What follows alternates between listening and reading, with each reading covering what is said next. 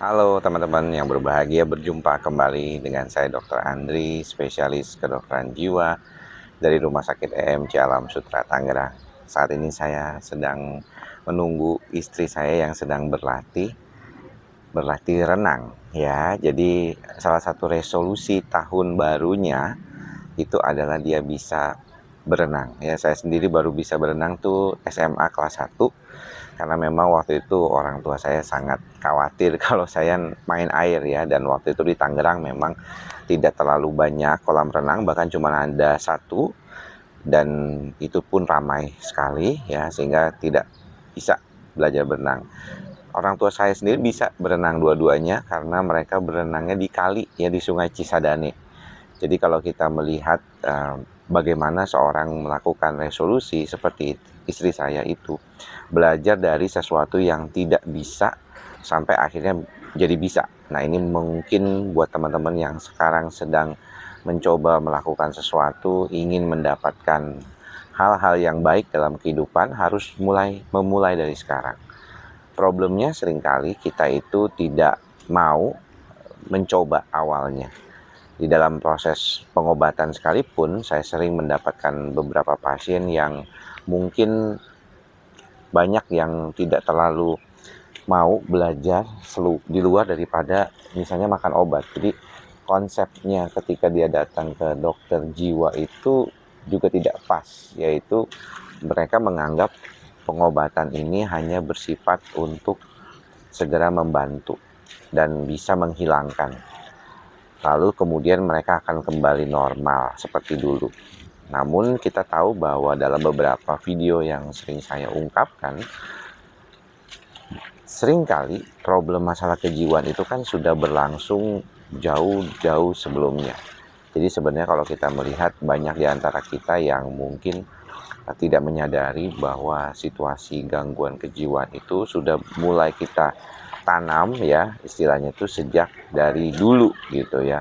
Tetapi baru belakangan kemudian menimbulkan problems ketika situasi kondisinya sangat tidak stabil.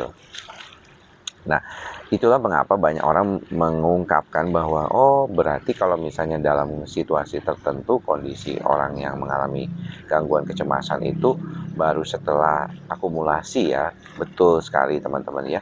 Jadi kalau kita melihat problem terkait dengan keadaan seperti itu pun, yang paling penting untuk diperhatikan adalah bagaimana kita bisa mengenali, kemudian berupaya untuk mencari cara, walaupun cara itu belum tentu kita selalu pahami dari awal ya. Kebanyakan memang demikian.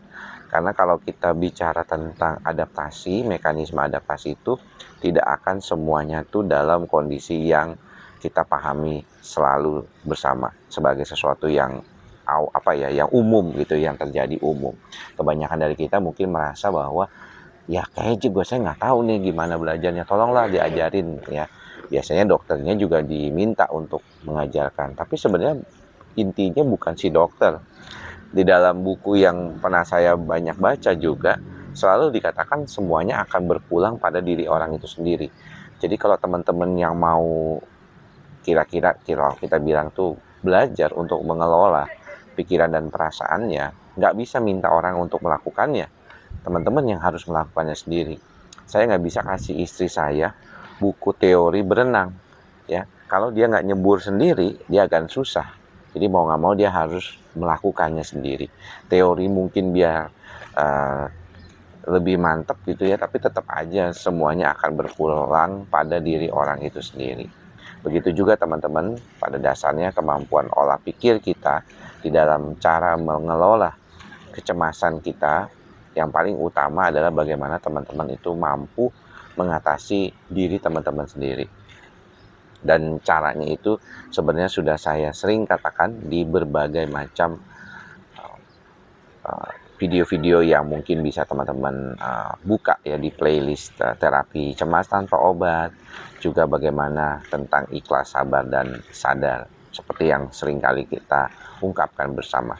Mantra kita ini sebenarnya memang sangat-sangat luar biasa ya teman-teman ya, ikhlas, sabar, dan sadar.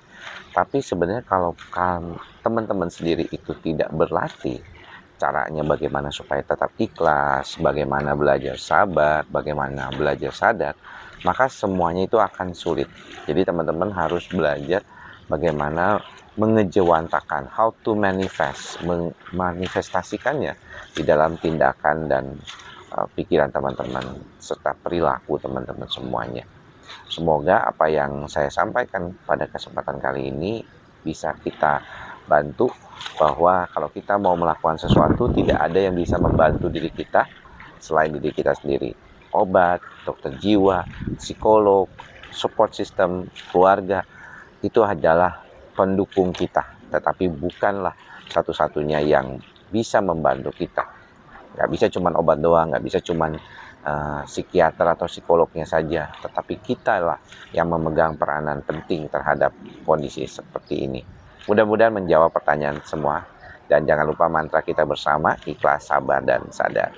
Semoga semua makhluk berbahagia. Salam sehat jiwa. Bye-bye.